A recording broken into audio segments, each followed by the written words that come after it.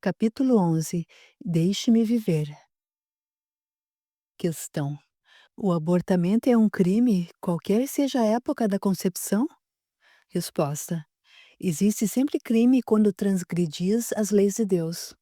A mãe, ou qualquer pessoa, cometerá sempre crime tirando a vida à criança antes de nascer, porque está impedindo a alma de suportar as provas das quais o corpo deveria ser o instrumento.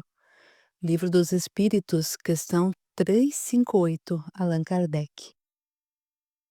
Estávamos numa reunião do grupo, fazendo uma reavaliação das atividades nos últimos 7 dias, quando nossos sensores captaram um pedido de socorro urgente. Galeno concentrou-se durante alguns segundos, enquanto permanecemos em prece. Sabíamos que ele, mais adestrado do que nós, seus alunos, estava buscando informações mais precisas e que nos permitissem entender o pedido com mais clareza de detalhes. Em seguida, retornando, explicou: duas vidas estão correndo perigo, precisamos nos apressar. Nada mais acrescentou e nada perguntamos. Sabíamos que as explicações viriam no tempo certo. Galeno encerrou a reunião e, rapidamente, deslocamo-nos para o local de onde provinha o chamado. Era uma grande cidade do sul do país. Quando nos aproximamos, o sol estava a pino e a temperatura elevada. Dirigimos-nos a um velho prédio existente numa rua central que, embora condenado pela segurança pública, ainda era habitado. Entramos. No saguão, a sujeira se acumulava e percebia-se, pela arquitetura antiga, que o edifício já conhecera dias melhores. O elevador, fazendo estranho ruído, nos levava a crer que funcionava por milagre. Porteiro, nem sinal. O apartamento localizava-se no 12º andar. Logo deu para notar que o local não era dos mais recomendáveis. Casais saíam abraçados e em posturas comprometedoras. Mulheres faziam gestos lascivos, diziam palavras obscenas e gargalhadas explodiam de bocas acostumadas a piadas picantes. Galeno alertou-nos com firmeza. Mantenha o pensamento elevado e não se deixe envolver pelas emanações negativas que infestam este lugar. Lembre-se de que todos, homens e mulheres, são nossos irmãos carentes de ajuda. O alerta veio bem a tempo. Reajustamos as emoções e subimos. O ambiente era pesado e asfixiante. Nuvens escuras de miasmas espirituais empesteavam o ar e envolviam as pessoas que transitavam pelos corredores. Chegando ao apartamento, tivemos uma grata surpresa. Ali dentro, o ambiente era mais leve e gozava-se de relativa paz. Logo percebemos uma jovem, recostada no leito, concentrada em seus pensamentos. Ao lado da janela, uma entidade desencarnada vigiava. Recebeu-nos com satisfação. Sejam bem-vindos, nós os aguardávamos. Após as saudações e apresentações de praxe, Galeno indagou ao servidor do bem: Saul, como está a situação? Ah, meu amigo, as coisas não vão nada bem.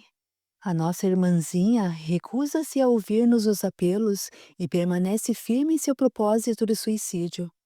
Já teria se atirado pela janela se eu não a tivesse impedido. Fitamos a jovem encolhida na cama. Sua aparência era de profundo desalento e inspirava compaixão. Teria no máximo 17 anos e era muito bonita. Tinha cabelos claros, longos e cacheados. Sua pele, levemente bronzeada, era macia e aveludada.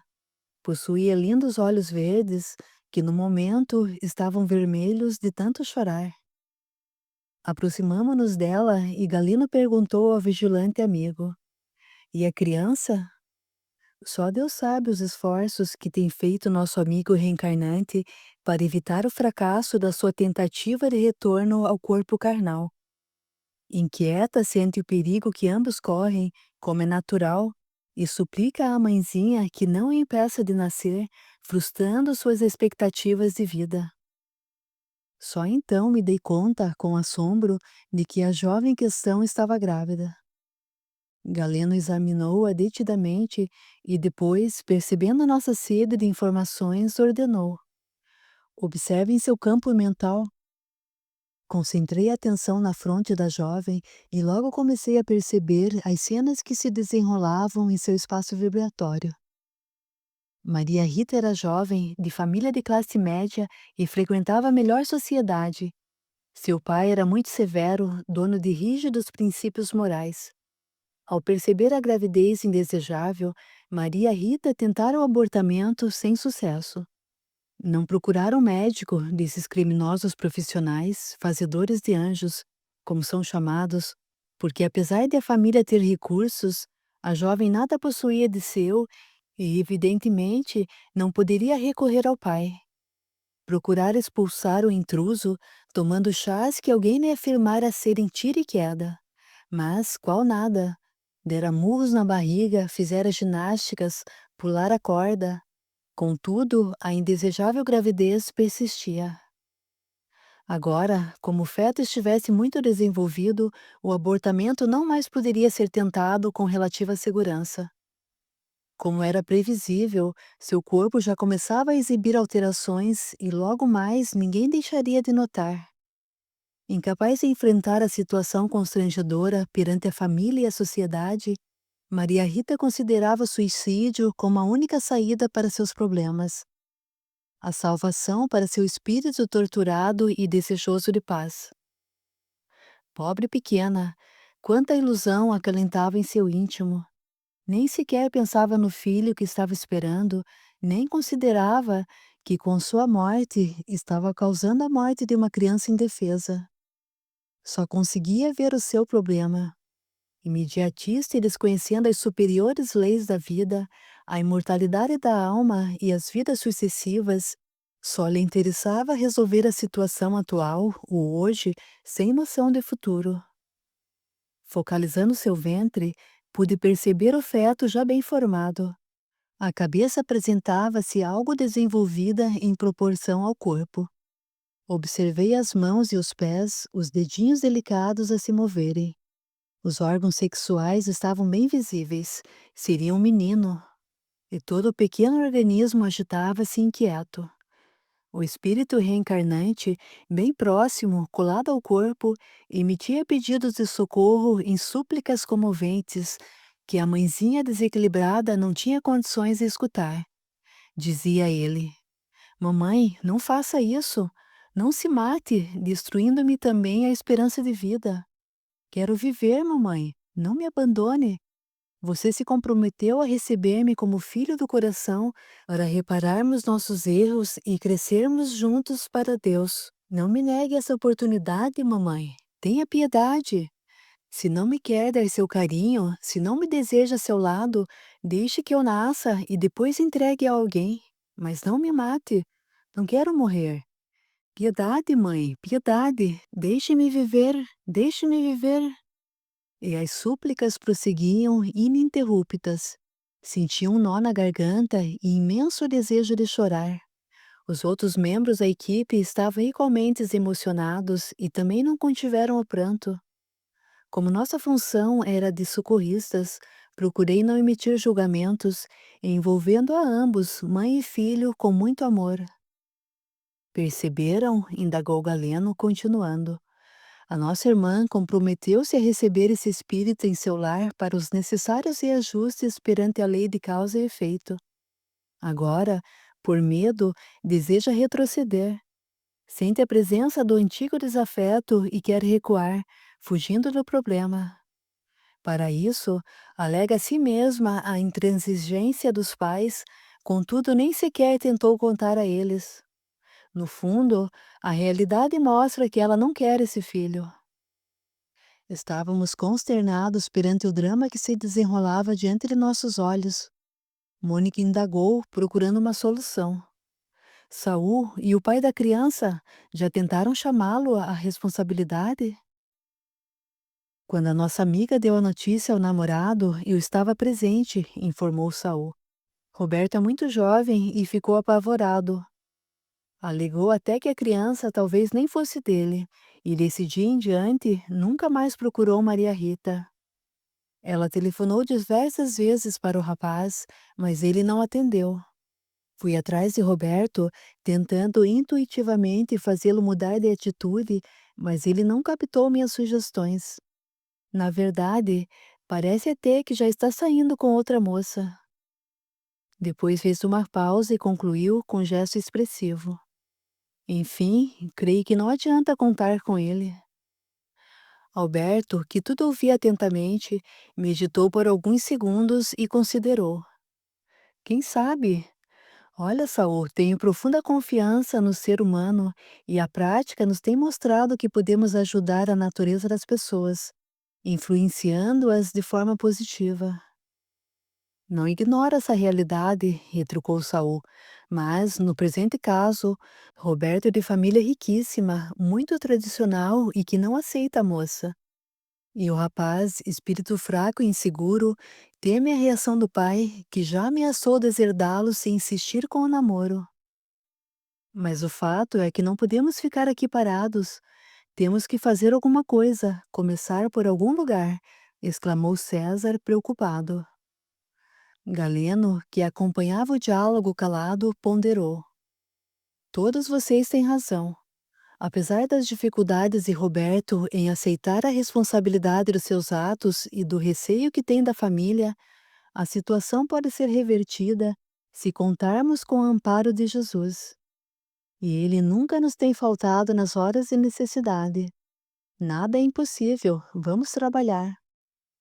Tomando decisões rápidas, Galeno solicitou a Marcelo, Patrícia e Ricardo fossem até a casa de Roberto, preparando-o e a seus pais, Osório e Marlene Monteiro, para a noite, durante o sono, serem trazidos até o apartamento onde Maria Rita se refugiara.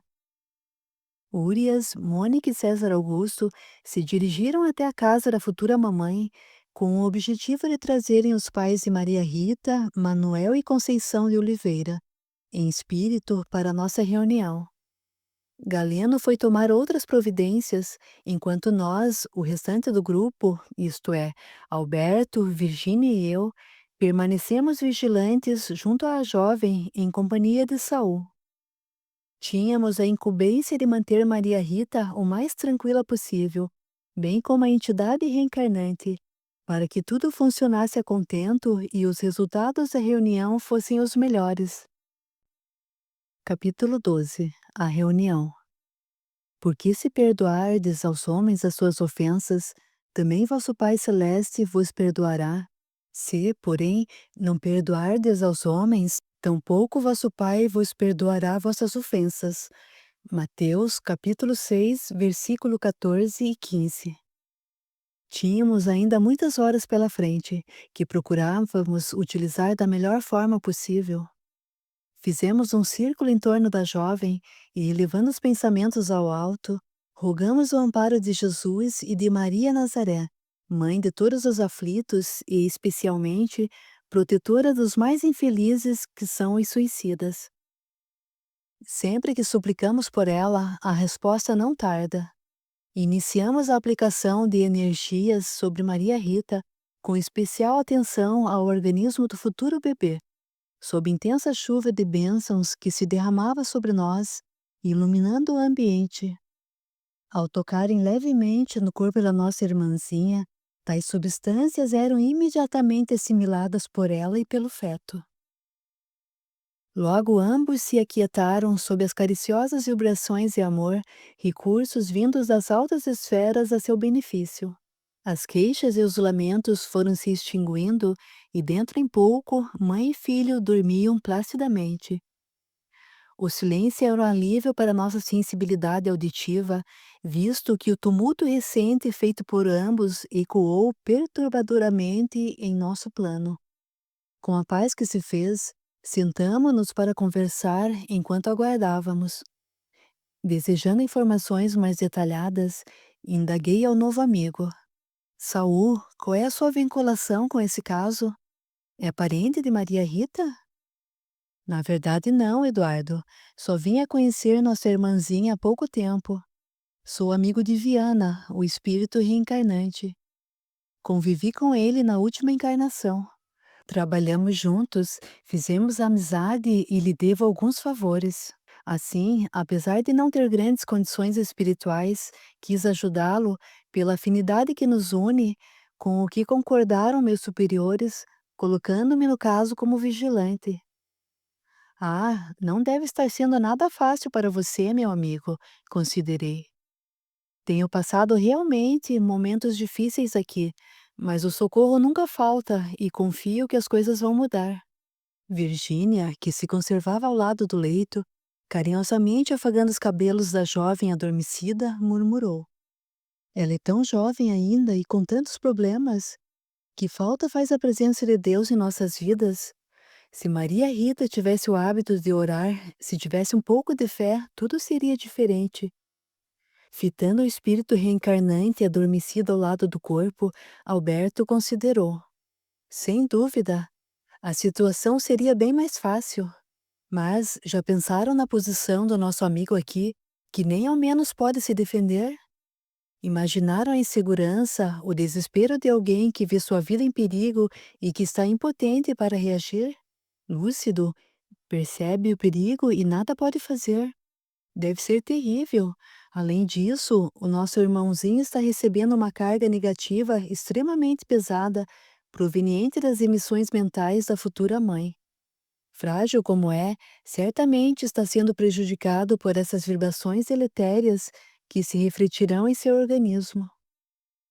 Tudo isso é verdade, mas, como Deus é amor, aqui estamos nós tentando ajudar com as nossas parcas condições e procurando impedir que males maiores ocorram, aduzi.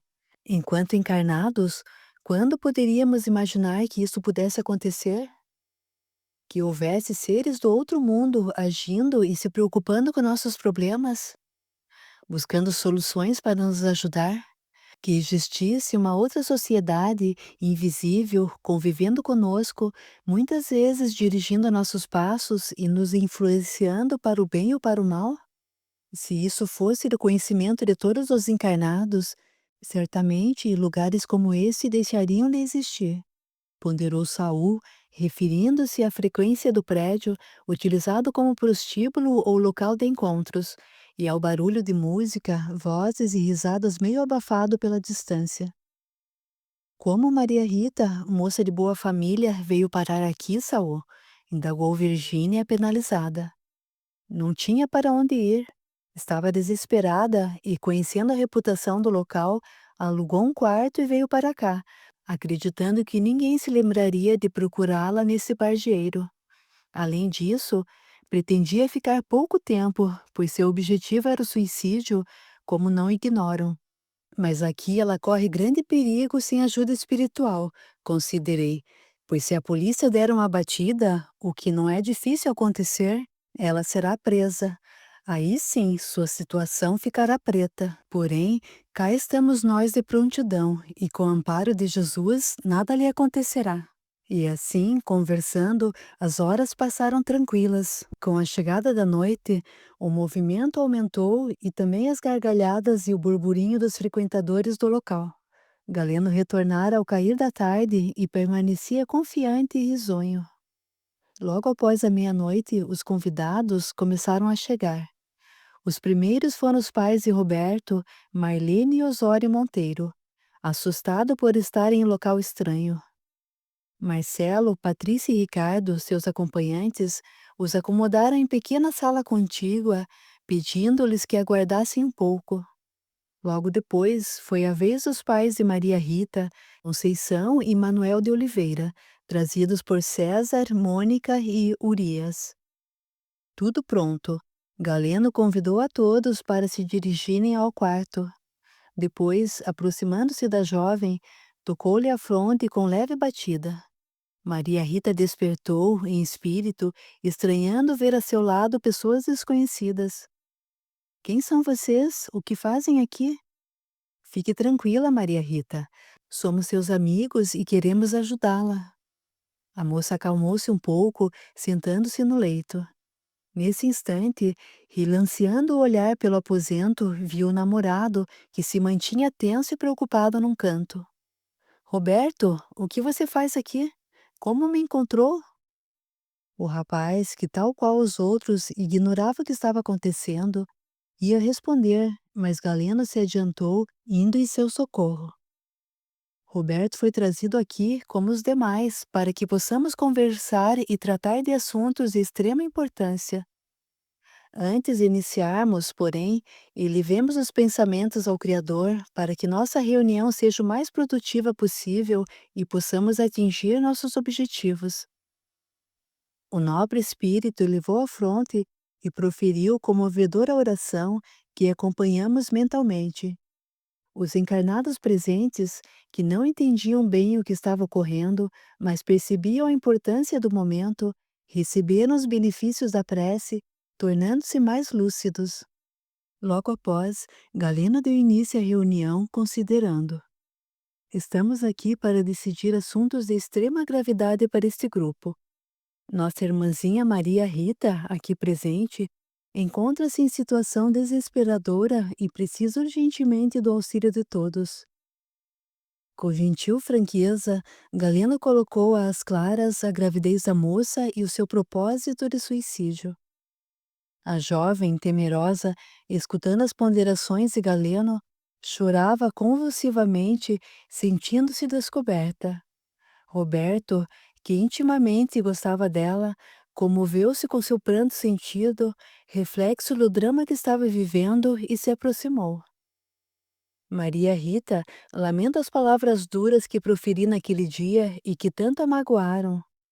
Sei que esse filho é meu, mas me deixei levar pelo medo. Perdoe-me, não quero perdê-la nem ao meu filho. Eu a amo. Vamos construir uma vida juntos. O senhor Monteiro, pai do Roberto, que ouviu o diálogo espantado, não se conteve, dando vazão a seu temperamento explosivo. De jeito nenhum, meu filho não se casará com essa mulher. Tem outros planos para você, Roberto, e não será essa criatura que irá atrapalhá-los. Não aceito hipótese alguma. Galeno aproximou-se de Osório, que demonstrava grande desequilíbrio emocional, e colocou-lhe a mão na fronte. Osório, acalme-se. Sabe você quem é essa mulher a quem se refere com tanto desprezo? Olhe bem para Maria Rita. Procure recordar-se. Esqueça o presente, volte ao passado. Espanha do século XVII, cidade de Toledo. Assim induzido, Monteiro fitou a jovem à sua frente e só então a reconheceu. Mas é Emília? Como pode ser isso? Sim, meu amigo, é Emília, que você abandonou após tê-la seduzido e que hoje está de volta suplicando a sua compreensão e ajuda. Ama seu filho e deseja refazer a vida. Você lhe deve isso. Envergonhado, cabeça baixa, o homem chorava, lembrando-se do passado. Recordo-me agora. Meu filho conheceu Emília e tomou-se de amores por ela.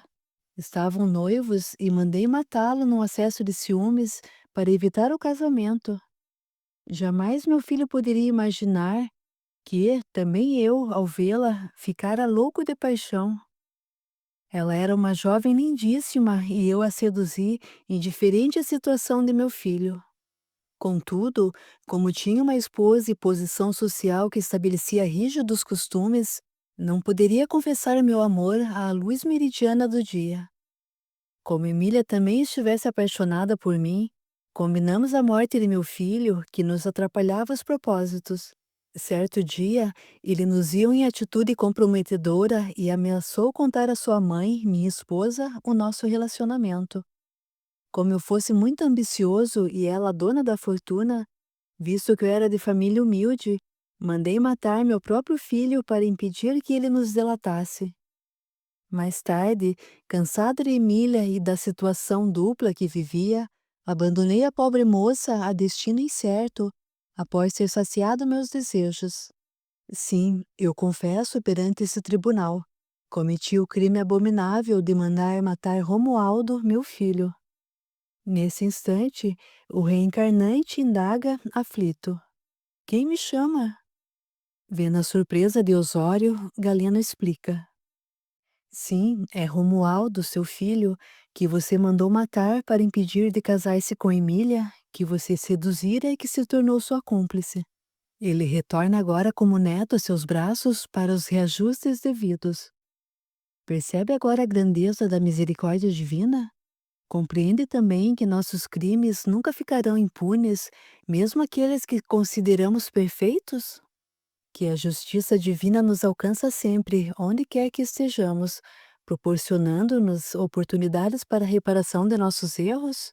Deus é amor, razão porque ama todos os seus filhos indistintamente. Por isso, meu irmão, não perca a divina bênção desse instante, que soa para seu espírito devedor e aflito. Compreendendo a alusão de Galeno, Osório, profundamente comovido, parece encolher-se, despindo a couraça de orgulho e prepotência que vestira até aquele momento. Dá um passo, colocando-se diante das vítimas do passado, especialmente daquele que fora seu filho. Romualdo, meu filho, perdoe-me. Não sabia o que estava fazendo. Deixei-me arrastar pelas tendências negativas e causei muitos males. A paixão cegou-me. Ignorava, na época, que existe uma justiça divina e que seremos sempre responsabilizados por nossos atos. Agora, a consciência me acusa. Errei muito e me arrependo amargamente. Você também, Emília, perdoe-me. Recebê-los-ei com muito amor em nossa casa e procurarei reparar os males que causei a ambos. Sob o influxo sublime de vibrações cariciosas que inundavam o ambiente, abraçaram-se os antigos inimigos, e Maria Rita, agora também lembrando-se do passado, fita Romualdo com remorso. Romualdo, então você é o filho que estou esperando? Quanto mal lhe fiz? Você me amava tanto e eu não soube merecer o seu amor.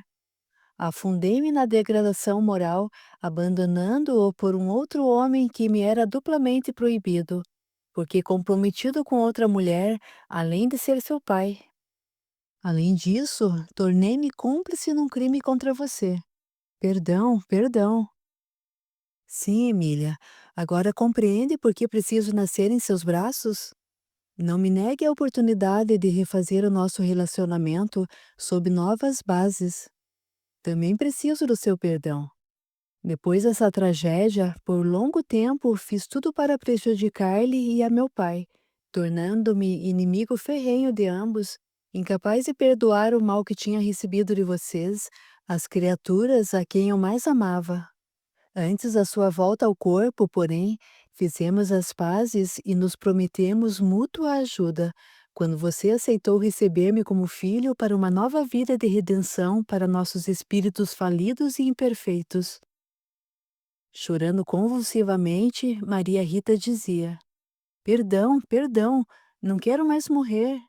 Preciso viver para reparar tantos danos. Compreendo agora que existe uma força superior, onisciente, dirigindo nossos atos. Vamos sim reconstruir nossas vidas.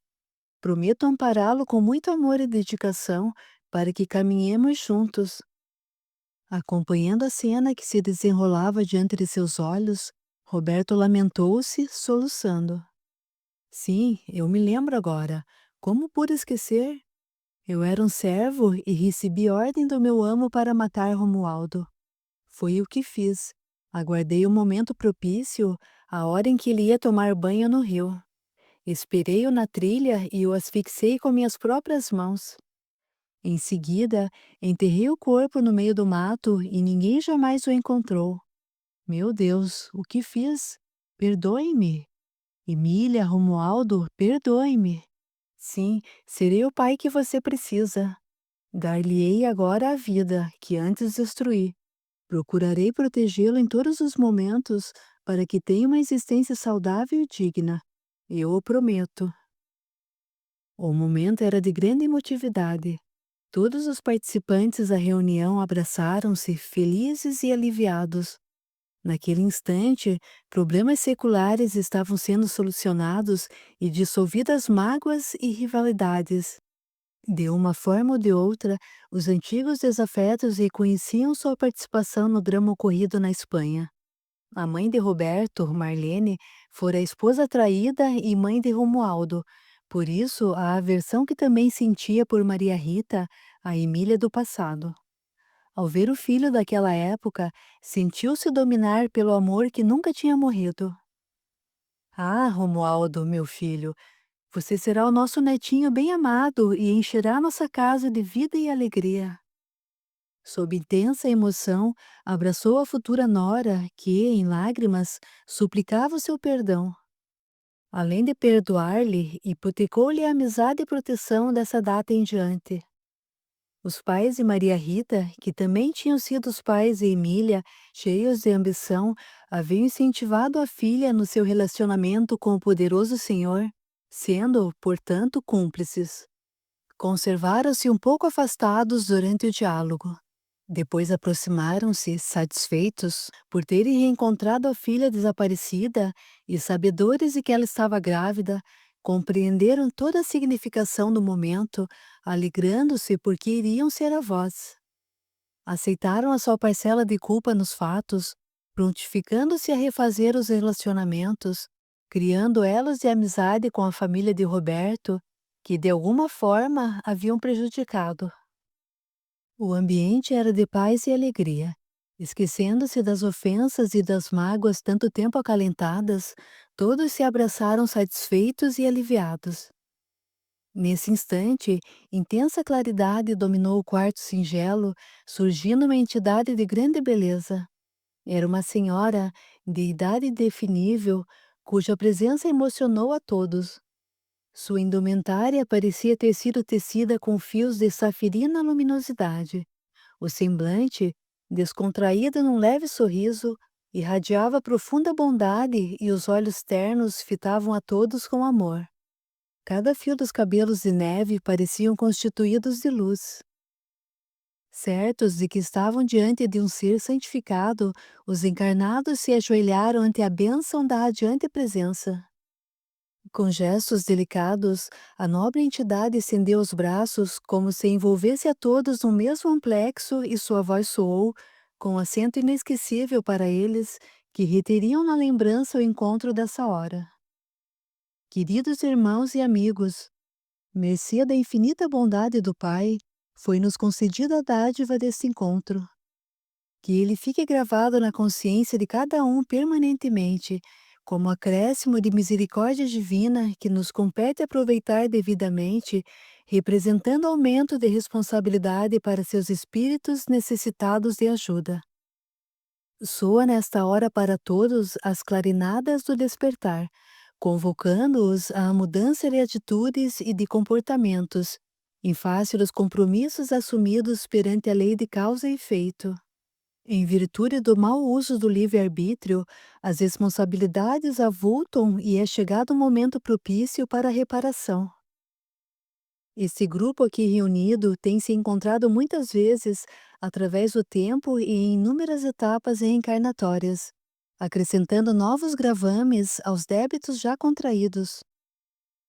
Vem acompanhando suas trajetórias desde muitos séculos, procurando protegê-los na medida do possível e incentivando-os ao progresso e à renovação moral. Há algumas dezenas de anos nos reunimos na espiritualidade. Estavam todos cansados da luta em glória, de vinganças e ressentimentos, de amarguras e revoltas, e conscientes na necessidade da reconciliação com os desafetos. Foram feitos, nesta ocasião, os planejamentos reencarnatórios de acordo com as condições e necessidades de cada um. Portanto, não é por acaso que estão reunidos novamente. A finalidade é trabalhar para as reparações devidas, sob a égide do Evangelho de Jesus. Assim, meus amigos, nada temam. Mantenham acesa a chama da oração e confiem. Deus é Pai amoroso e recursos não faltarão. Continuaremos juntos, trabalhando e lutando coesos. Existem seres em condições lastimáveis, em terrível degradação espiritual, vítimas nossas do passado e que deverão ser socorridos na época certa. Mas para isso é preciso que restauremos a fé, nos equilibrando emocional e moralmente, para podermos estender-lhes as mãos. A generosa entidade fez uma pausa e, com os olhos úmidos, fitou a cada um dos que ali se conservavam ajoelhados, completando: A vitória de vocês será também a nossa vitória. Que o Senhor da vida derrame sobre todos as bênçãos da sua paz. Todos os presentes choravam, tocados nas fibras mais íntimas, enquanto pequeninas flores azuis vertiam do alto, balsamizando o ambiente e produzindo infinito bem-estar.